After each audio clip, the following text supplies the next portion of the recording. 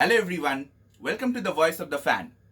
In this short video, I'm going to walk you all through the Asia Cup of Cricket, very prestigious and the only continental championship in the sports of cricket.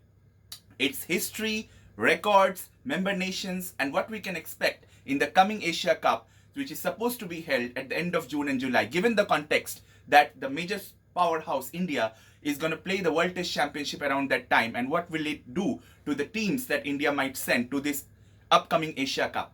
Without further ado, let me start with the history. It all dates back to 1983 when the Asian Cricket Council was formed, and from 1984 they agreed to hold Asia Cup biannually.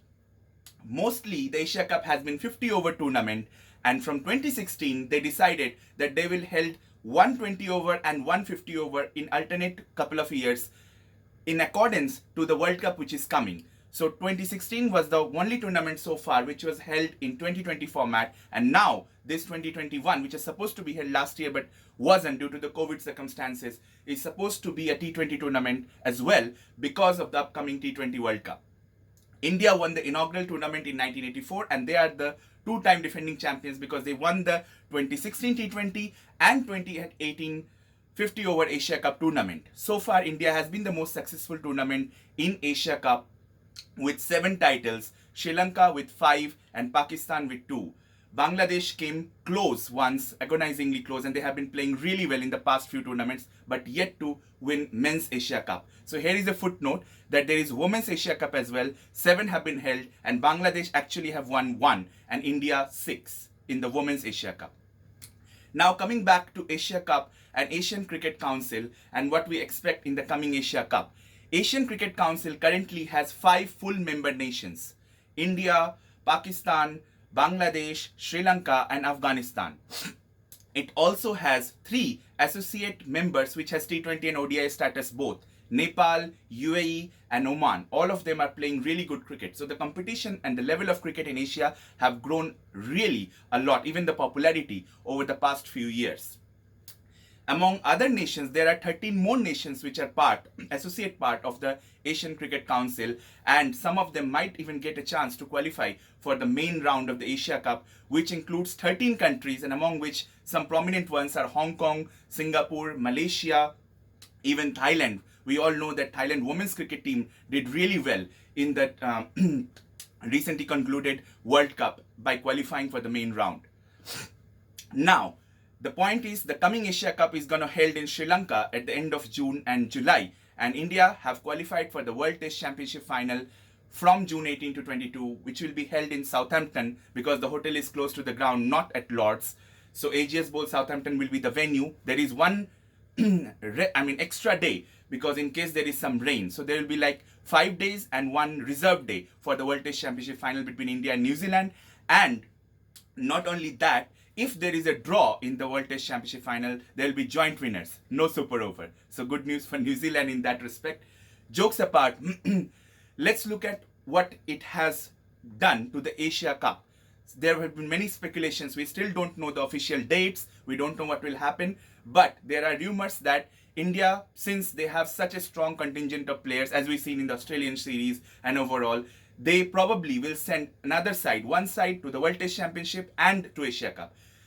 In fact, the reason or the problem is the quarantine, because after the World Test Championship final, they could have, because if it was normal times, they could have come back, played Asia Cup and went back for the England tour, but they cannot do that. The players which will be there should get acclimatized with the English climate and be there for the test series in England, which will start from August. With the quarantine rules, it's impossible to do that. So the team which will be there for the World Test Championship final and the test series against England will remain there and won't take part in the Asia Cup. Of course, from the Asia Cup, some of them might go and join the bio bubble later for the England test.